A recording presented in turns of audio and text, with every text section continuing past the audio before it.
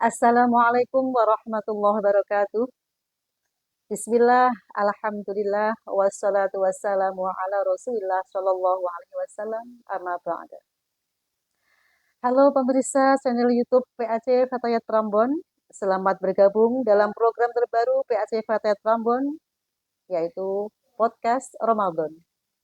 Dalam Podcast Ramadan kali ini, bersama saya Aisyah Ibrahim sebagai host, dan narasumber kita, sahabat Hajah Nur Ifta Mufidah, SH MKM. Assalamualaikum, sahabat. Assalamualaikum warahmatullahi Sehat? wabarakatuh. Alhamdulillah sehat, maaf ya. Beliau adalah Ketua Pordaf Cabang Nganjuk, sekaligus Wakil Ketua Fatayat Cabang Nganjuk, dan Sekretaris Pordaf Wilayah Jawa Timur. Maaf ding, di era globalisasi yang terus bergerak dengan kecepatan sangat tinggi saat ini, bagaimana organisasi perempuan Nahdliyin, yakni Fatayat Nahdlatul Ulama, dalam menghadapi resiko modernitas? Mohon dijelaskan. Assalamualaikum warahmatullahi wabarakatuh.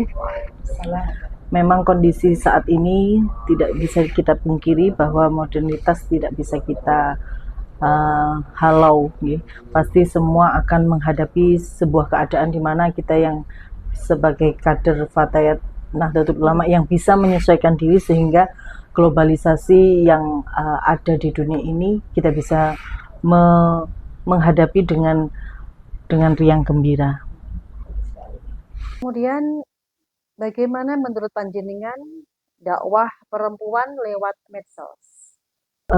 Perlu kita pahami bahwa berdakwah tidak semata-mata kita datang di sebuah majelis kemudian kita menyampaikan, tetapi dalam kondisi zaman hari ini kita perlu yang namanya dakwah bil medsos. Tujuannya adalah untuk sharing pengalaman, untuk saling menguatkan, untuk saling silaturahmi antara ulama-ulama perempuan, dan tanpa ada batas ruang dan waktu, bisa dinikmati di belahan dunia manapun. Karena sebagian dari kita itu ada orang yang tidak berkesempatan dalam tanda kutip untuk melangkahkan dirinya datang ke majelis ilmu, sehingga dengan adanya konten-konten yang isinya tentang dakwah yang tentunya sesuai dengan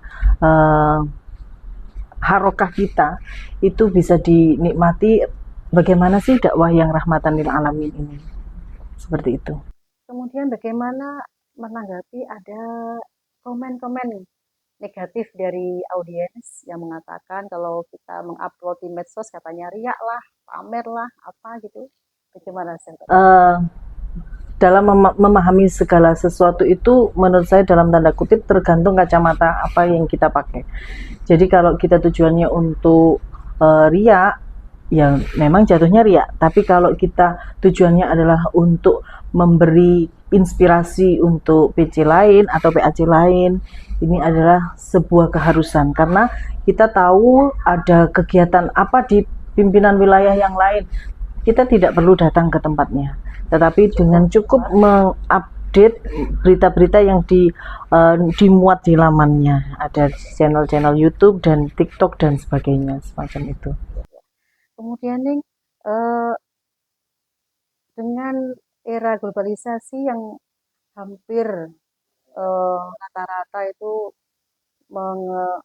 mengisi sosmed atau media sosial kita, kemudian dari anggota Fatayat sendiri itu sangat-sangat beragam, baik dalam usia dari 20 sampai 45, kemudian dari latar pendidikan yang sangat berbeda, ada yang pendidikan dasar saja, ada pondok pesantren, ada yang bahkan yang update-nya itu sampai ada seperti itu. Bagaimana menyikapinya?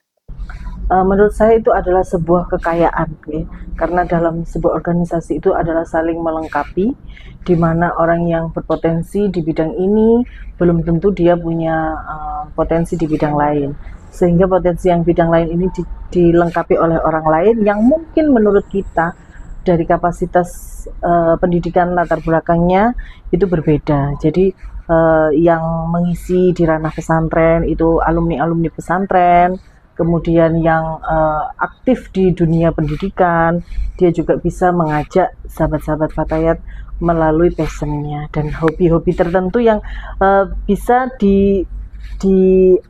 diakomodir di Fatayat. Misalkan ada hobi yang jual beli, bisnis online dan sebagainya, ini tetap bisa diakomodir di Fatayat Nahdlatul Ulama. Intinya semua dari Semua. segi apapun Fatayat tetap menampung Siap. dan kita jalan bersama. Kemudian apa motivasi untuk kaula muda agar antusias bergabung dengan Fatayat itu sendiri? Kaula muda perlu tahu bahwa Fatayat Nahdlatul Ulama adalah organisasi yang tidak cukup hanya di dalamnya mengaji saja. Di dalamnya mengandung pendidikan-pendidikan tentang kesejahteraan, kesetaraan perempuan, kemudian untuk menghindari dari KDRT, kekerasan dalam pacaran, kemudian ekstremisme, dan segala kekerasan itu perlu kita halau dengan adanya edukasi-edukasi kepada calon anggota Fatayat. Jadi tidak melulu hanya mengaji, di situ ada kita edukasi tentang kesehatan reproduksi perempuan, kemudian bagaimana hak-hak dan kewajiban seorang istri kepada suaminya, dan yang lainnya. Seperti itu. Kita lanjutkan nih, kenapa harus ada Forda di dalam Fatayat ini dan gimana sih awal mula ceritanya? Jadi Fordev itu adalah sebuah lembaga, lembaga di Fatayat di mana dia mewadahi atau forum itu khusus untuk para daiyah-daiyah yang sudah kita bekali dengan wawasan tentang Ahlus Sunnah wal Jamaah, wawasan tentang Islam rahmatan lil alamin, kemudian yang toleran, yang moderat, yang tawasud, yang tawazun, seperti itu. Nah, awal mulanya keresahan kita, kekhawatiran kita, karena kita apabila nanya sama ibu kita, nenek kita dalam satu minggu ataupun dalam sehari saja, itu banyak pengajian-pengajian di mana yang dominan mengaji itu adalah para perempuan. Nah, jika kita siapkan daiyah yang mumpuni dalam keilmuannya, misalkan mengkaji tentang kajian fikih, dia akan lebih bebas dari menyampaikan materi-materi mungkin tentang haid nifas, tentang kewajiban-kewajiban seorang perempuan terhadap suaminya dalam berumah tangga dan sebagainya.